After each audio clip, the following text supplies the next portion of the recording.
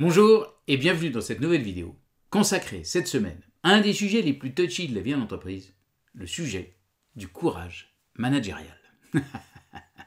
Et en particulier en ce qui concerne les RH, comment faire pour que les managers ne soient pas en permanence en train de me demander de faire le sale boulot à leur place. Je m'appelle Aurélien Daudet, bienvenue dans Révolution RH.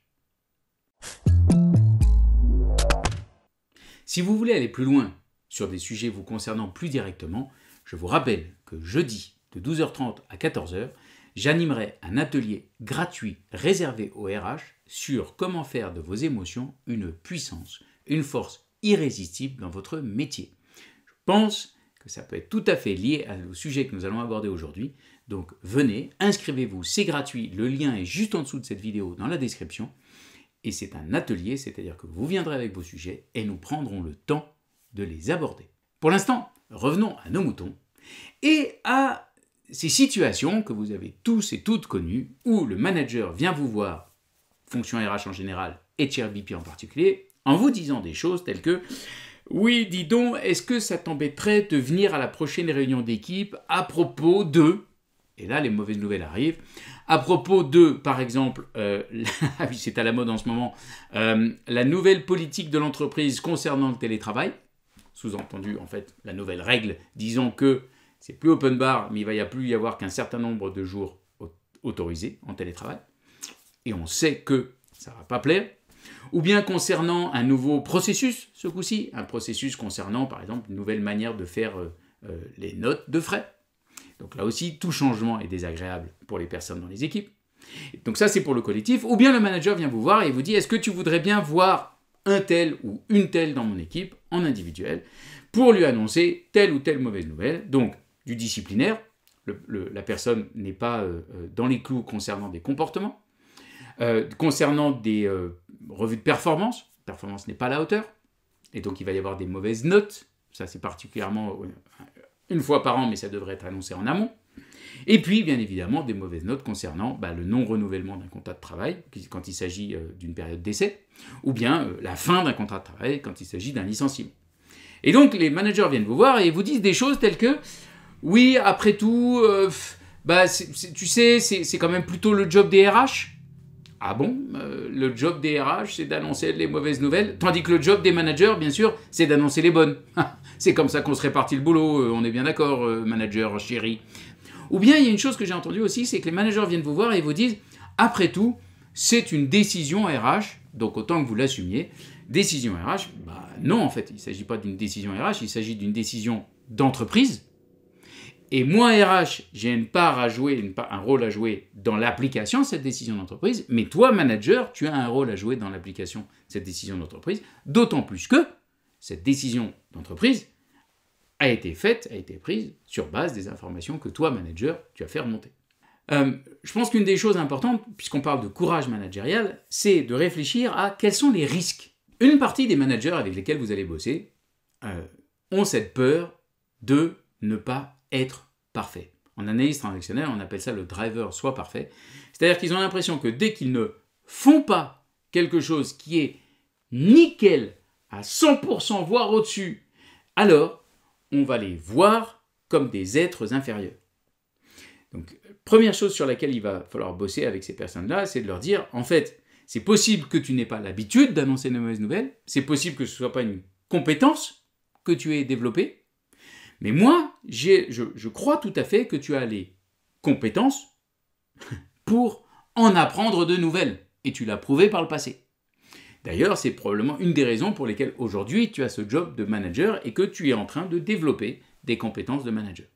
Donc, dans les compétences requises pour faire un bon manager, pour faire correctement le boulot de manager et pas le faire parfaitement, donc, une des compétences qui est attendue, qui est demandée, c'est justement la capacité d'annoncer des mauvaises nouvelles, de rappeler les règles et d'appliquer éventuellement les sanctions en cas de non-respect des règles. Bien insister sur le côté, il s'agit d'une compétence, il s'agit d'une manière de faire, et on ne te demande pas ici de faire de manière parfaite. Il n'y a d'ailleurs pas de manière parfaite de faire.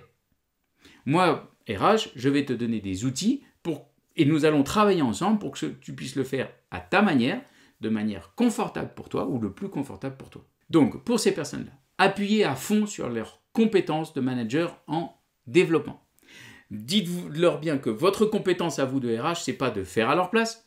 Votre compétence à vous de RH, c'est de leur fournir des outils. Et vous allez pouvoir leur fournir des outils concernant la meilleure manière d'annoncer. En particulier sur la manière d'annoncer, c'est-à-dire d'envoyer des signes de reconnaissance en OK, OK. C'est-à-dire que quand tu vas parler à ton collaborateur, tu ne vas pas te mettre au-dessus de lui en le traitant d'abruti, mais tu ne vas pas te mettre en dessous de lui en t'excusant de lui demander pardon et que tu sais que ça va lui faire de la peine et que ça va lui faire du mal. Donc non, tu vas lui annoncer la mauvaise nouvelle de manière factuelle en revenant sur des éléments les plus concrets possibles. Ok ? Pareil pour une annonce en collectif, tu ne vas pas dire, tu vas pas te mettre en OK, non OK, même par rapport à l'entreprise, en disant c'est quand même bien débile comme idée, je suis bien d'accord avec vous, ça ne marchera jamais. Parce que là, le processus va partir en vrille.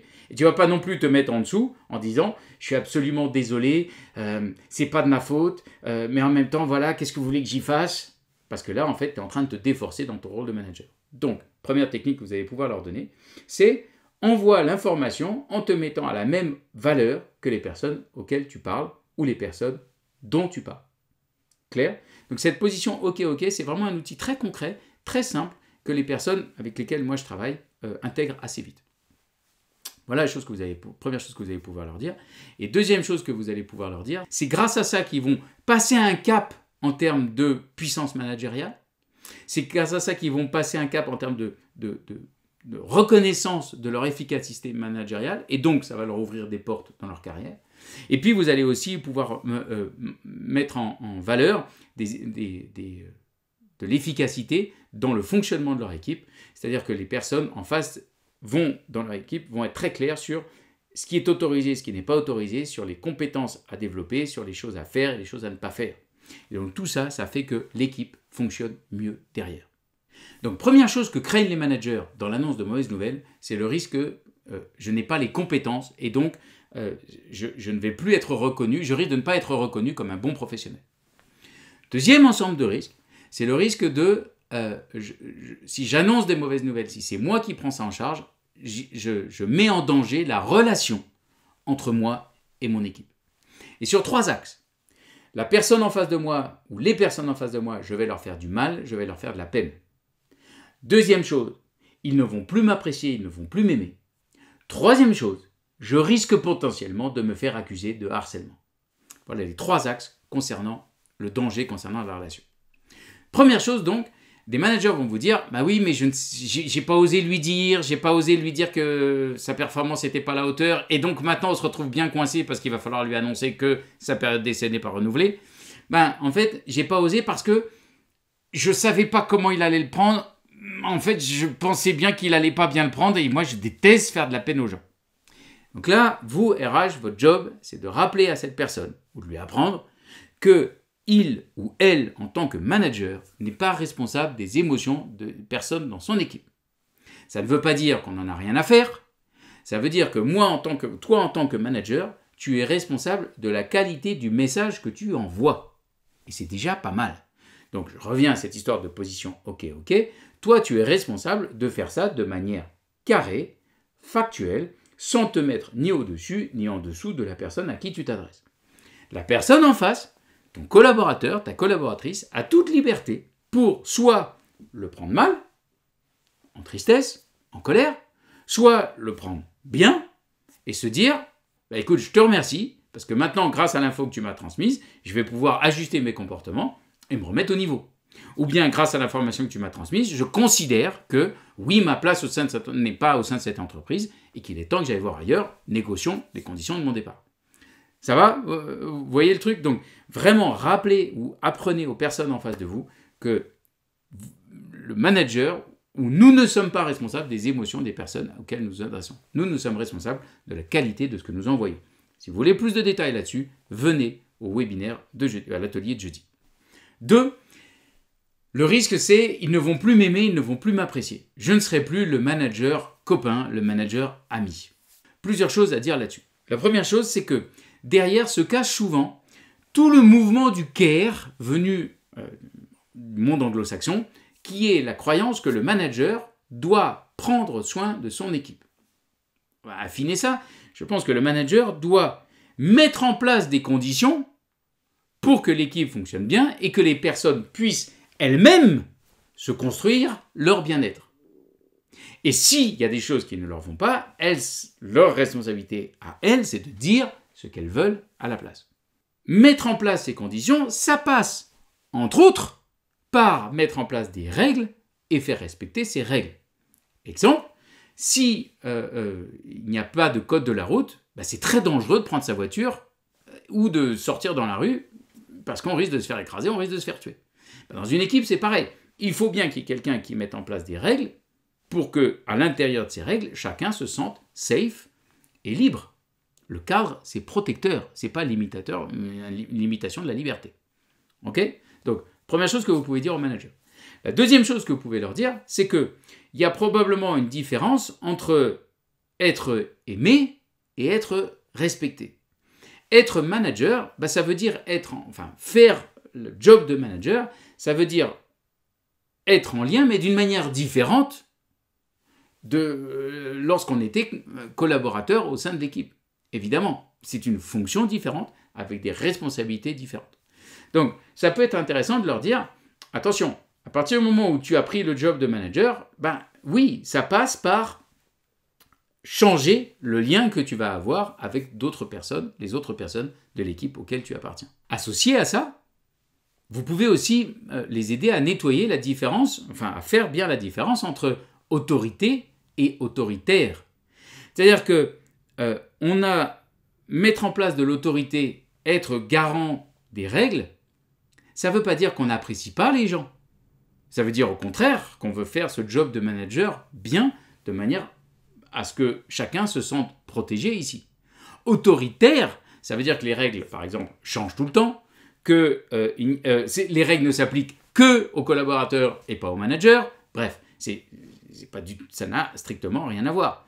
Peut-être que là aussi, il faudrait un atelier spécial autorité, je vais y réfléchir.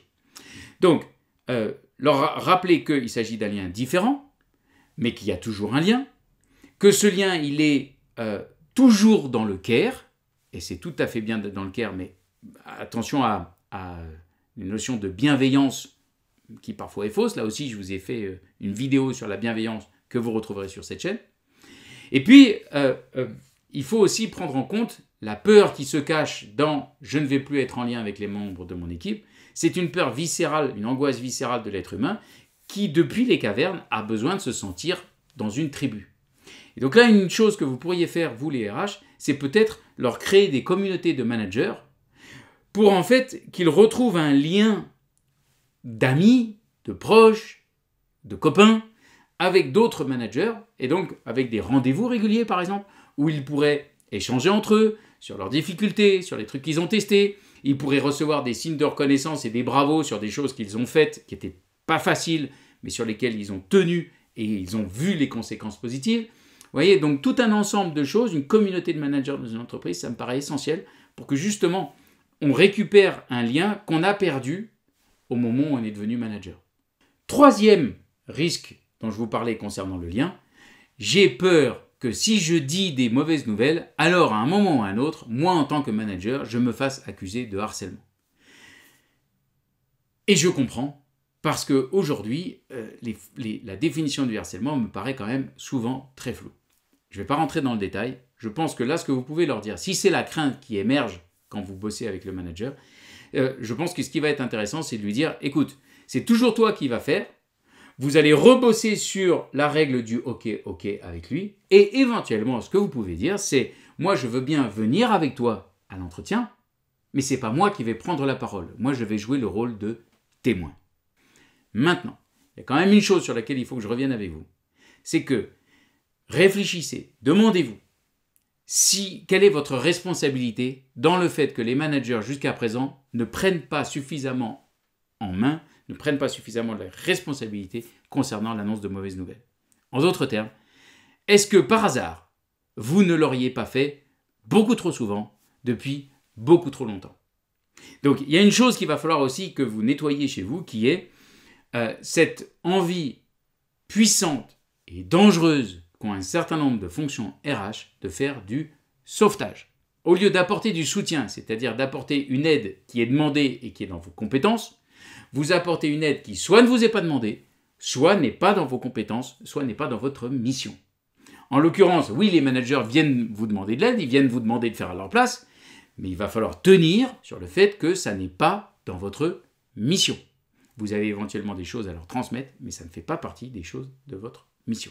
Résistez à cette envie de « juste pour une fois, le pauvre, il va pas bien » ou « le pauvre, c'est compliqué. Ah oui, avec tel collaborateur, c'est vraiment une panade, donc c'est mieux si je le fais. » Et résistez à la tentation aussi de « je vais le faire, comme ça je suis sûr que ce sera bien fait et que je ne vais pas me retrouver avec des emmerdements derrière. » Comment résister à ça? Dites-vous que si vous faites à la place, alors vous faites du sauvetage et donc vous entretenez la personne en face de vous, en l'occurrence le manager, dans la position de victime. Avec les meilleures intentions du monde, je lui maintiens la tête sous l'eau à ce manager. Je l'empêche de développer cette compétence qui est essentielle dans son job de manager. Changez de posture et dites-lui, je vais te filer un coup de main, je vais te filer des outils, mais ce n'est pas moi qui vais faire à ta place.